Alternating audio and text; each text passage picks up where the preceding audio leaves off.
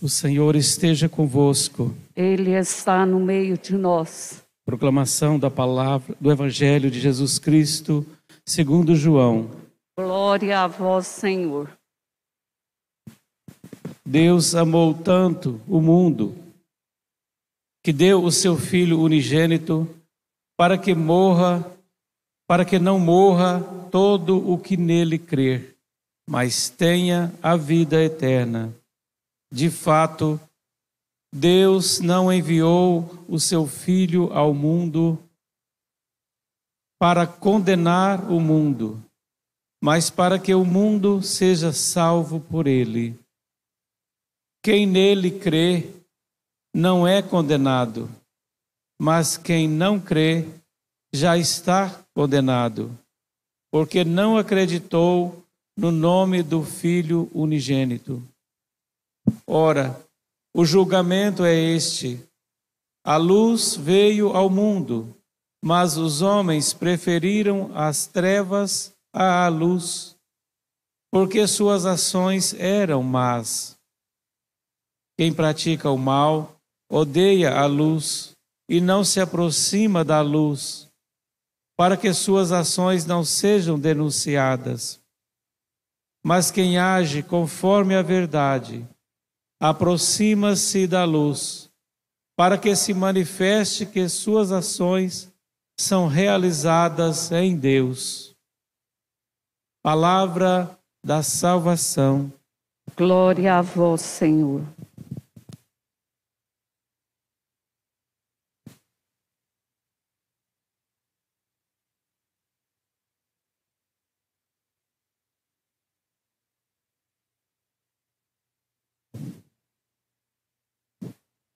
Caros irmãos e irmãs, então, hoje a gente tem esse episódio dos Atos dos Apóstolos.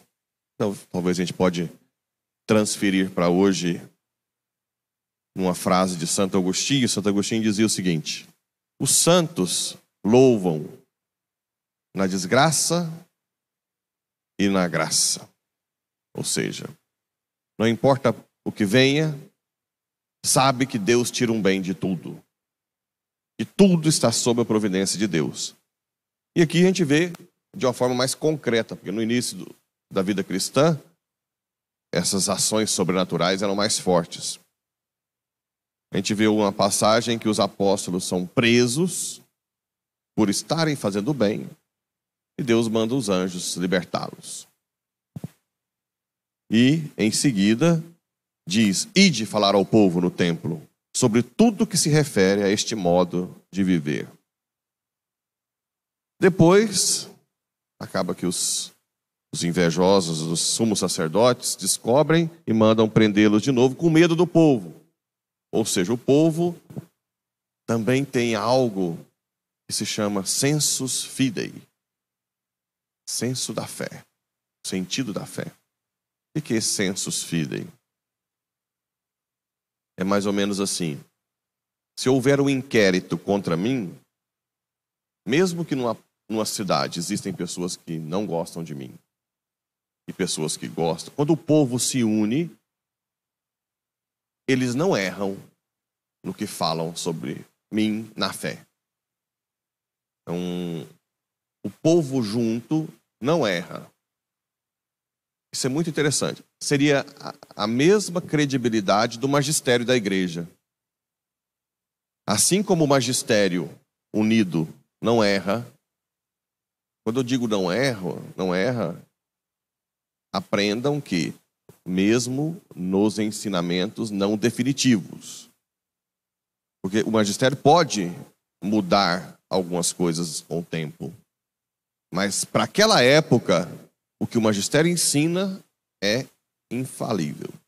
Para aquela época. Eu não gosto da palavra infalível, porque infalível para o Código de Direito Canônico seria imutável, né? Seria os dogmas. Mas a gente pode dizer que é indefectível. Para cada época, o magistério ensina. Se você segue o magistério, você não tem como ser condenado. Então aqui, os sumos sacerdotes já tinham medo do povo. Vejam, quem teria mais credibilidade na época? Os sumos sacerdotes. Porque eles eram quem ensinavam a lei. E os sumos sacerdotes tinham medo do povo de jogar pedra. Por quê? Por causa do sensus fidei. O Espírito Santo. Seria mesmo... padre, mas a gente vê tantos padres que enganam o povo, que criam toda uma multidão e depois a gente vai ver, se escandaliza, não era santo.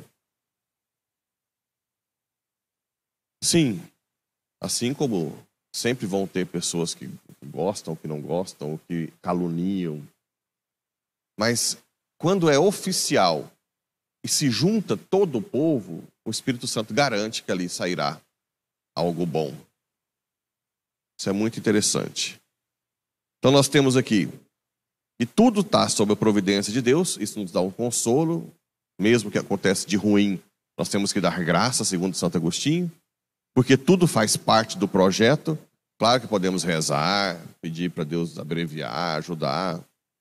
Mas sabemos que não tem como fugir da providência divina. Não tem jeito. Deus sustenta o universo com um ato só. E mantém a existência com um ato só. Isso quer dizer o quê? Que Deus me conhece infinitamente mais que eu. Eu nunca vi meus órgãos, coração, fígado.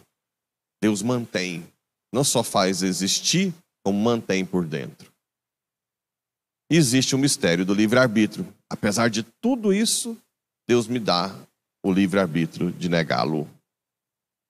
Um grande mistério. Claro que quanto mais você reza, você vê que você não é nada, você não controla nada do seu corpo. É ridículo um ateu, né? Ridículo. Absurdo.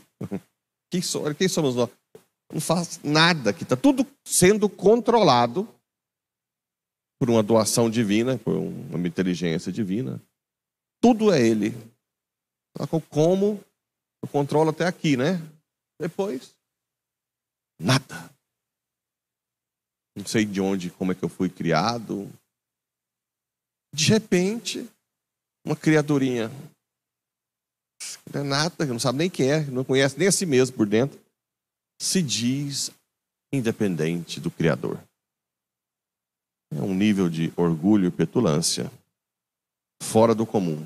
Me dói quando eu vejo médicos que estudam anatomia, estudam fisiologia, estuda tudo, dizer que Deus não existe. Né?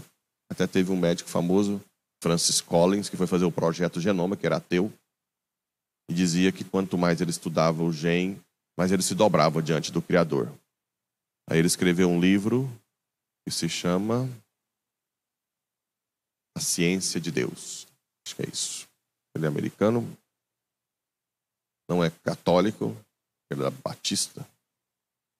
Porque ele dizia, quanto mais ele via um gene complexo, a complexidade, ele falava, meu Deus, só pode ter alguém por trás.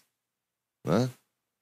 Graças a Deus ele começou meio petulante, mas logo, quanto mais você faz ciência, por isso não existe ciência que nega Deus. Isso é uma falsa ciência, né? E no Evangelho, essa fala que Deus amou tanto o mundo, que mandou seu Filho, e quem nele crê, vive para sempre. Aqui seria a devolução do fruto da vida eterna, que foi tirado em Gênesis. Por quê?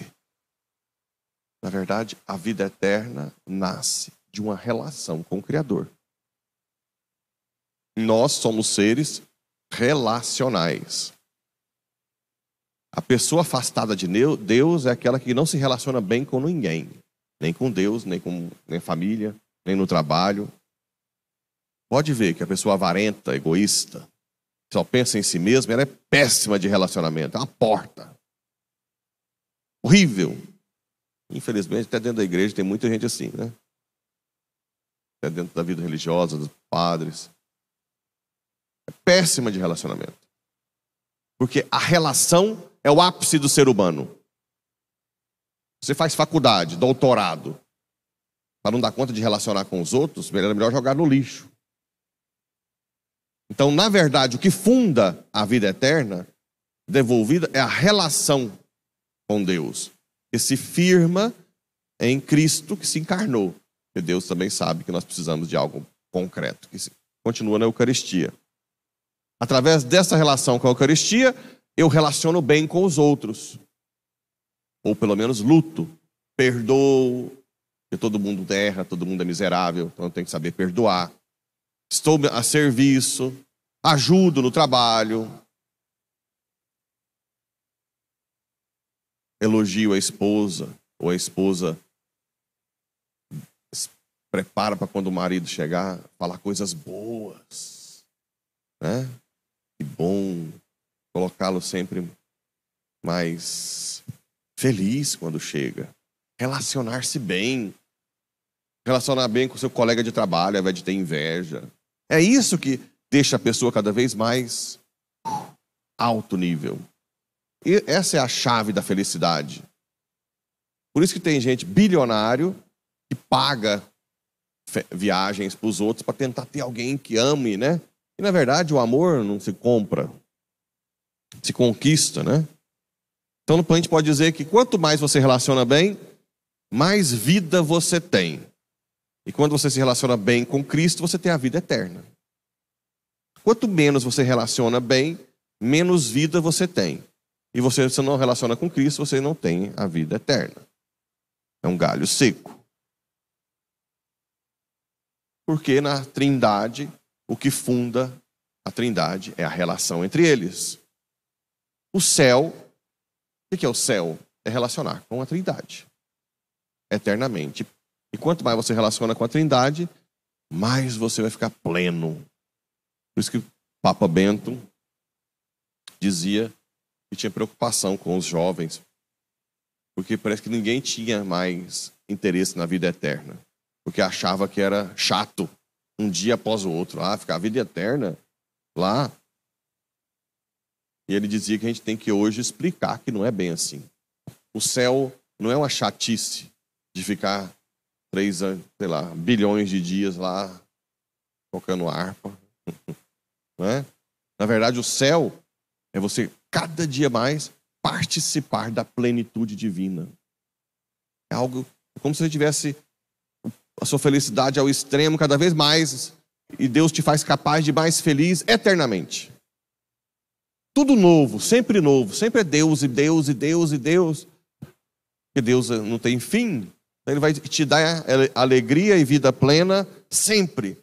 É algo extraordinário. Imagina aqueles santos mesmo que vão estar mais na glória, né? Os que vão na repescagem vão ficar mais longe de Deus, né?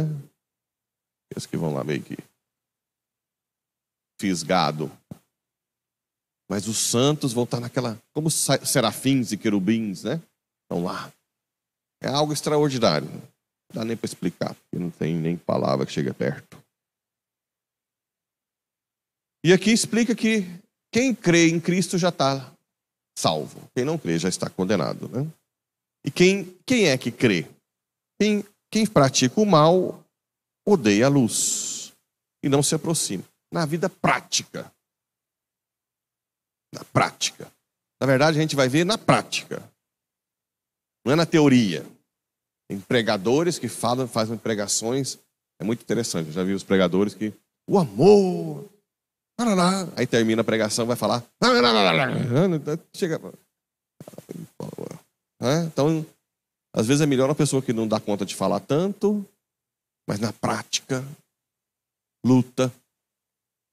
Eu digo lutar porque senão fica parecendo que eu estou colocando peso nas costas. A gente luta com a graça de Deus para melhorar. Todos nós somos miseráveis. Senhor, me ajuda a ser melhor, a ser mais dócil, a ser mais servo, a amar mais e colocar o amor em prática. Por isso que o casal tem que botar o amor em prática. Tem casal aí com 30 anos de casado, 40, que está igual irmão.